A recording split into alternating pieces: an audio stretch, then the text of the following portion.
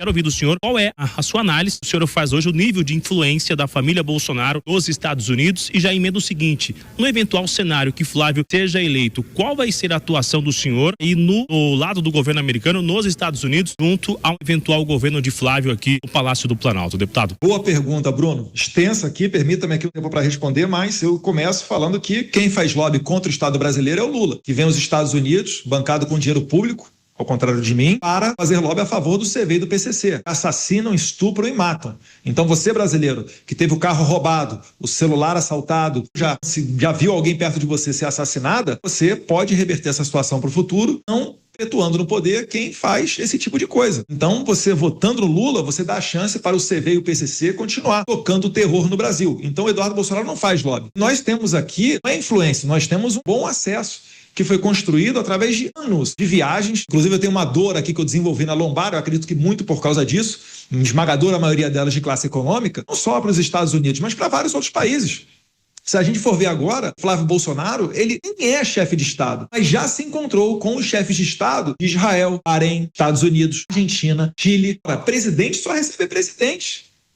Isso daí tudo é fruto de quê? É fruto do mérito do Flávio, que tem currículo para isso, presidente da Comissão de Segurança Pública, senador do Rio de Janeiro, desde 2002 na política, mas também dos nossos acessos, do nosso trabalho de bastidor. Então a gente exerce essa influência pelo mundo inteiro. Visitou El Salvador, esteve com o ministro da Justiça do Bukele, visitou o presídio Secote, pretende instalar no Brasil pelo menos 1 ou 2 unidades iguais para fazer igual que o Bukele está fazendo, essa revolução na segurança pública de El Salvador. Então isso tudo vem em virtude de muito tempo e esses canais seguem abertos e nós levaremos ao conhecimento das autoridades americanas, da Casa Branca, do State Department e também do Congresso americano essa covardia que estão fazendo contra mim, me condenando com base em uma ação do presidente Trump.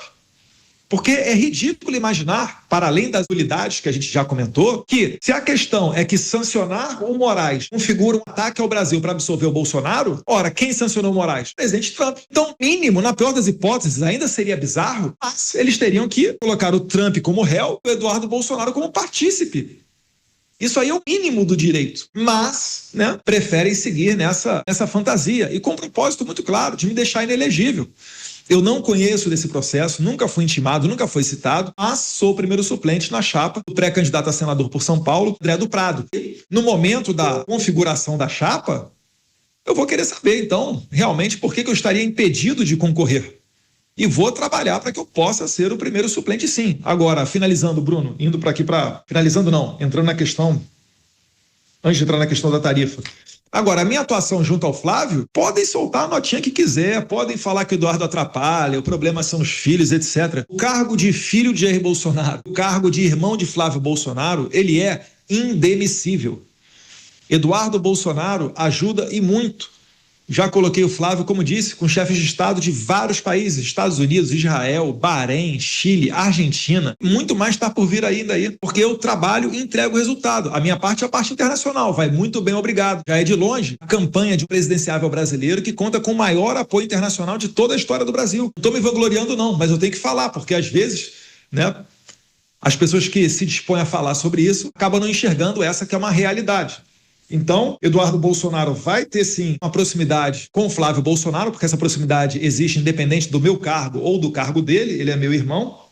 E uma desses resultados que a gente entregou foi através do pedido do Flávio, com muita sabedoria e muita perspicácia, talvez a sua criação do Rio de Janeiro ajudou nele nesse jogo de cintura, conseguiu conversar com o presidente Trump, conseguiu conversar com o vice-presidente J.D. Vance, conseguiu conversar com o secretário de Estado Marco Rubio, com Christopher Landau, implementou essa medida, que é a designação de CV e PCC como narcoterroristas, que está tirando o sono de muito criminoso no Brasil. Seja o criminoso com o fuzil na ponta da favela, seja o criminoso do colarinho branco que lava dinheiro para esses criminosos. Então, isso daí sim é resultado nosso.